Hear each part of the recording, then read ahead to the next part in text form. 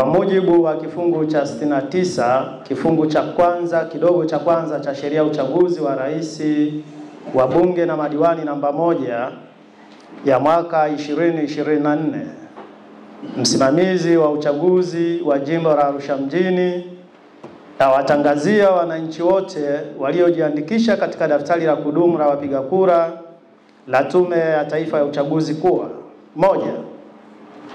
Uchaguzi wa rais, wa bunge na madiwani utafanyika siku ya Jumatano tarehe 29 Oktoba 2025. Vituo vilivyotumika kuandikisha wapiga kura ndivyo vitakavyotumika kupiga kura. 3. Vituo vya kupigia kura vitafunguliwa saa 1 kamili asubuhi na kufungwa saa 10 kamili jioni. Vituo vya kupigia kura vya magereza vitafunguliwa saa 2 kamili asubuhi na kufungwa saa 9 kamili alasiri. 5. Pamoja na tangazo hili, kwa kila kituo cha kupigia kura zitabandikwa taarifa zifuatazo: 1.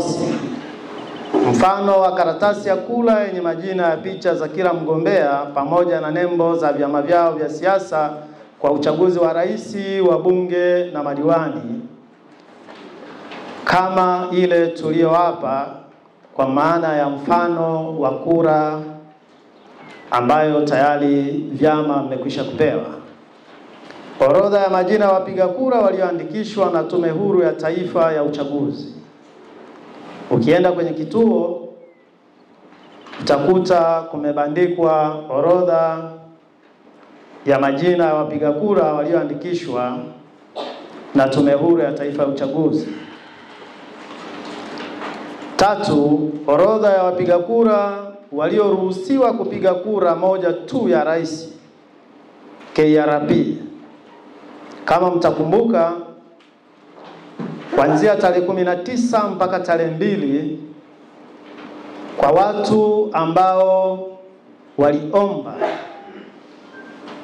kupiga kura moja tu ya rais, zoezi hilo lilifanyika kwa muda wa siku 14.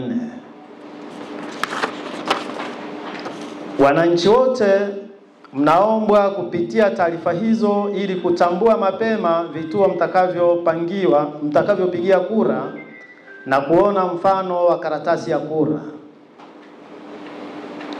Muhimu: siku ya uchaguzi ni lazima mpiga kura afike kituoni na kadi yake ya mpiga kura. Kwa mpiga kura aliyepoteza kadi yake na ambaye aliandikishwa kwenye daftari la kudumu la wapiga kura, ataruhusiwa kupiga kura endapo atafika katika kituo alichopangiwa akiwa na: 1. leseni ya udereva; 2. au pasi ya kusafiria au kitambulisho cha taifa NIDA. Majina ya kitambulisho mbadala yatakayowasilisha yawe yanafanana na yaliyomo kwenye daftari la kudumu la wapiga kura. Hapa naomba kutoa ufafanuzi kidogo. Mtu kapoteza kitambulisho chake cha kupigia kura, asikae tu bila kwenda kupiga kura kwa sababu amepoteza nini? Kitambulisho. Tume inatoa mbadala. Akiwa na leseni ya udereva, tafasiri yake akienda nayo yenye majina kama yaliyoko kwenye daftari, ataruhusiwa kupiga kura. Akiwa na kadi yake ya NIDA, akienda nayo yenye majina ya kufanana na majina yaliyoko kwenye daftari la kupigia kura, ataruhusiwa kupiga kura. Akiwa na pasi ya kusafiria kwa maana ya passport,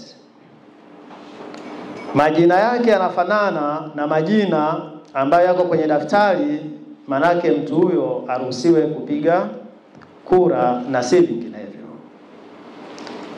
Tangazo hili limetolewa na msimamizi wa uchaguzi jimbo la Arusha mjini, Shabani Ferdinandi Manyama.